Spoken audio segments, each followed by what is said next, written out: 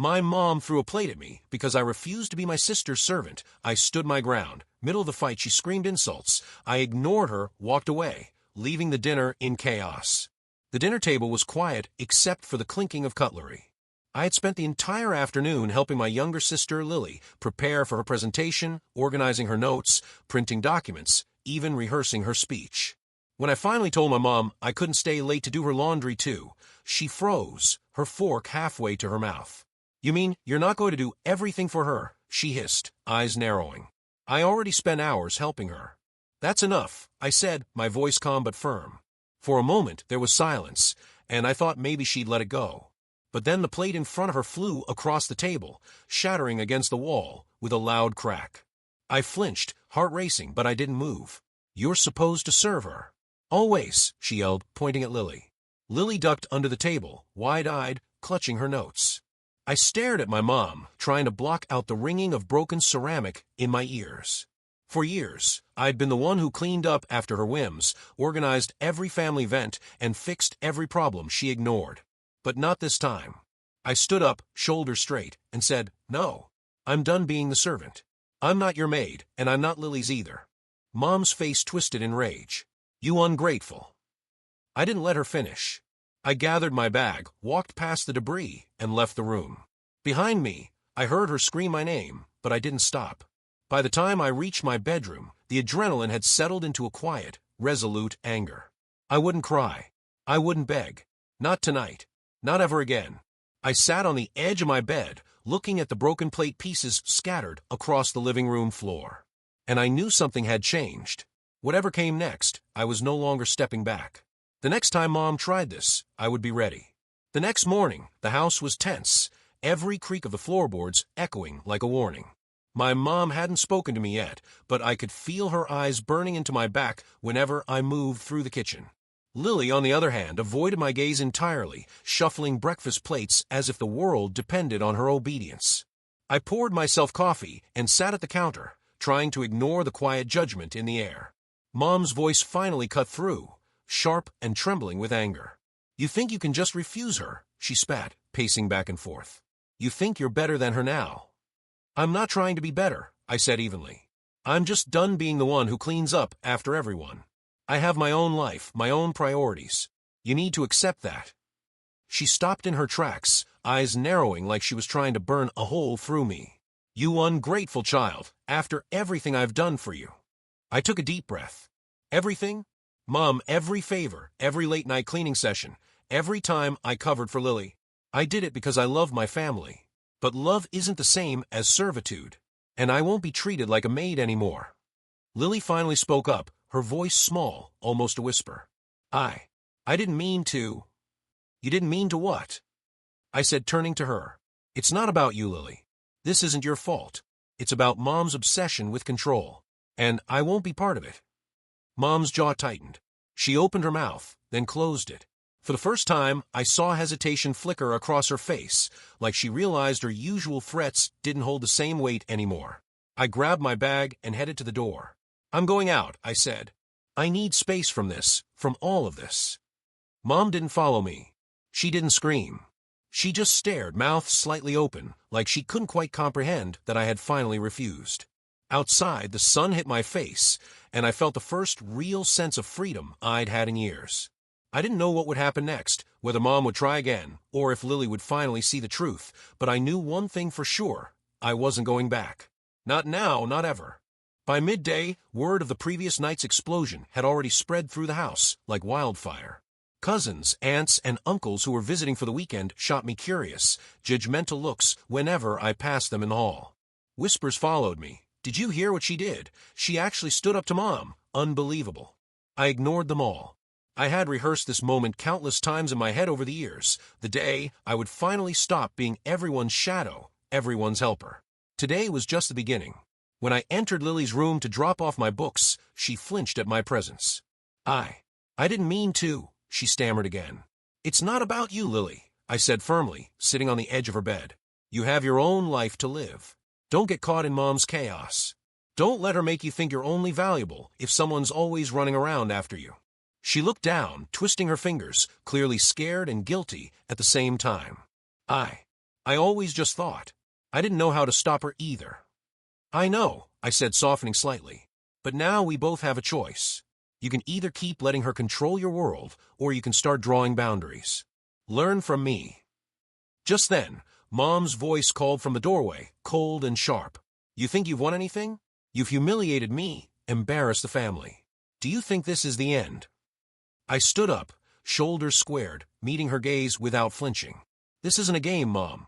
I'm not doing your bidding anymore. And if you can't handle that, it's your problem, not mine. She took a step forward, then another, but I didn't move.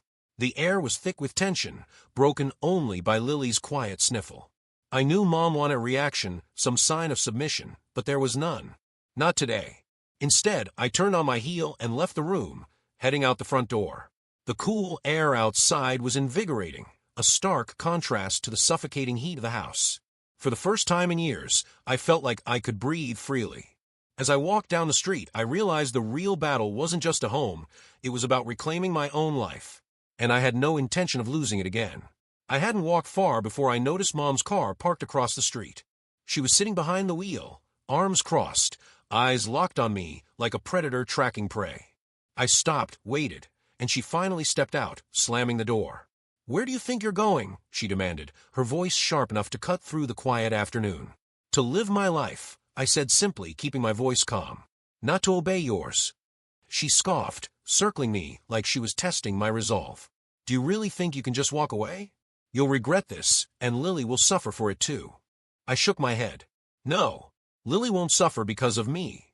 She suffers when she stays under your thumb. I'm giving her a choice. And as for me, I'm done being trapped by your demands." Mom's eyes narrowed. "You think this is freedom? You're a child who doesn't understand loyalty. You owe your family." "I owe no one my submission," I interrupted. "I've spent my whole life serving others while ignoring myself. Not anymore." Her face twisted in rage, but before she could speak, I noticed something else.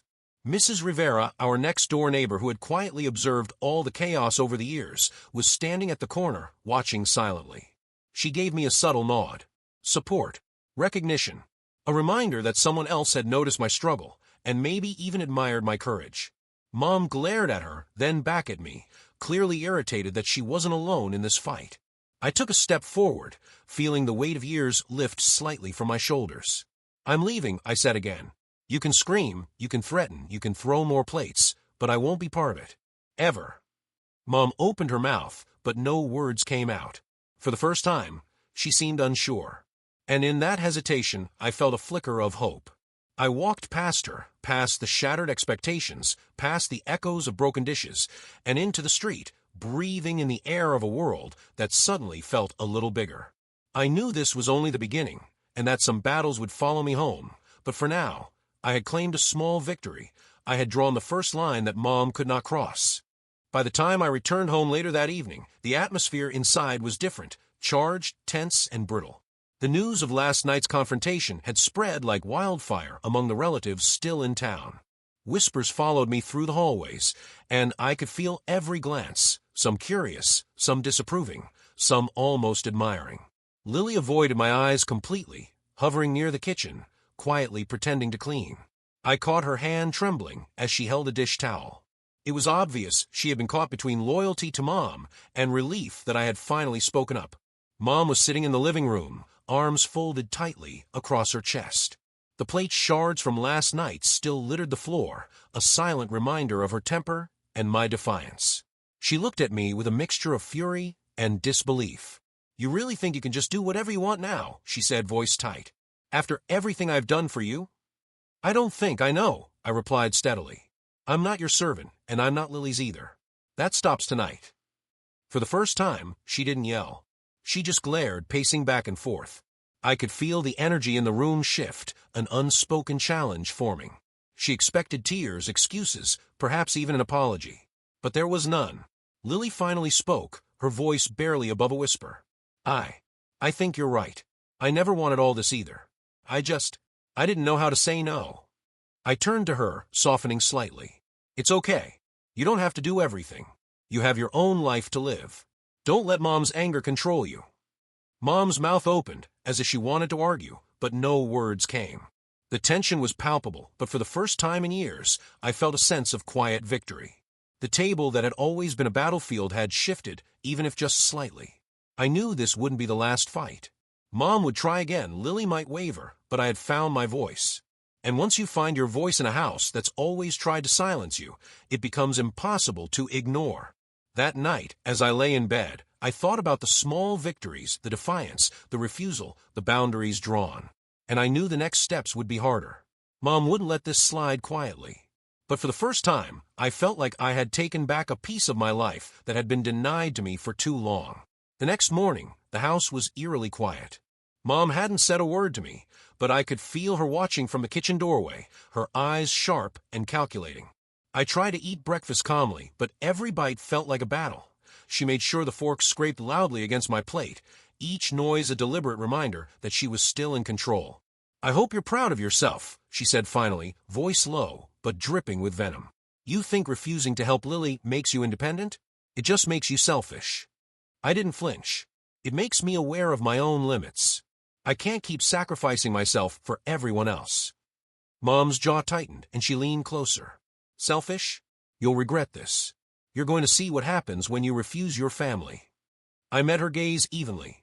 "I'm ready to see it, but I won't back down." By late morning, she escalated. Mom called relatives, subtly painting me as the ungrateful one, the rebel who had broken the harmony of the household. Cousins whispered, aunts nodded at her stories, and Lily seemed torn between defending me and keeping peace. But I noticed a shift. Some relatives looked at me with curiosity, others with quiet admiration. The tide was turning.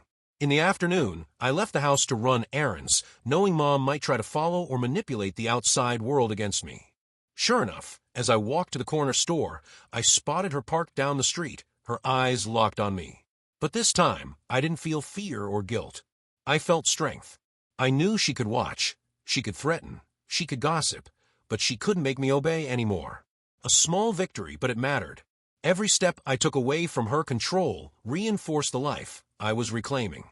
And I knew the real test would come soon, when Mom tried to pull Lily back into her schemes. But I was prepared. This wasn't just about one plate thrown in anger. This was about the countless years of control, manipulation, and unspoken rules finally breaking, and me finally standing firm. By the weekend, the backlash had arrived in full force. Mom had been on the phone constantly, telling relatives and even some of her church friends how I had disrespected the family. When I came downstairs that Saturday morning, two of my aunts were already in the living room, arms crossed, eyes fixed on me like a jury. "A mother sacrifices everything for her children," Aunt Rosa began, her tone scolding but rehearsed. "And you throw it back in her face." I stayed standing, arms loose at my sides. This isn't about disrespect. It's about boundaries. She's been treating me like a servant, not a daughter. The other Aunt Teresa glanced at me and then at Mom. "Still," she muttered, "you could have kept it private." She's embarrassed.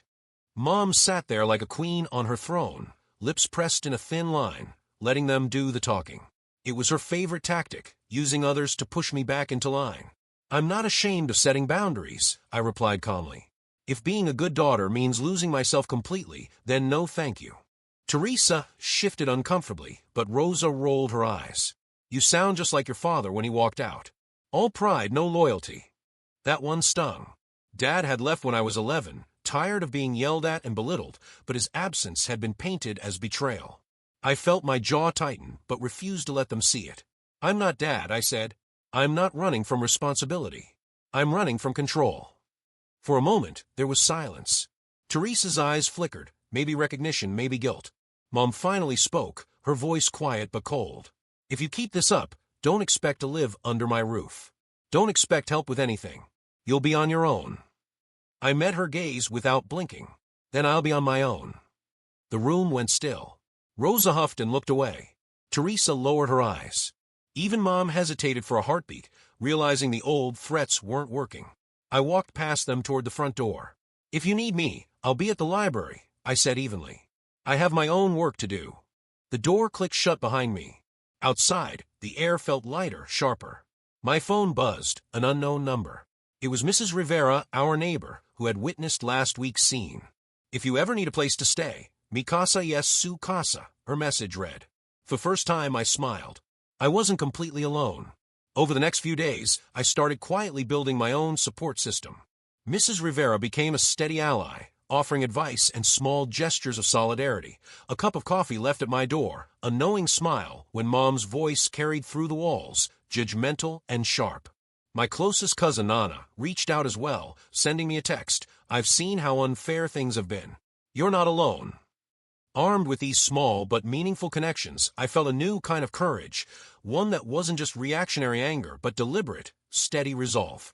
I began planning my own boundaries in detail. No more last-minute errands, no more cleaning up after Mom or Lily.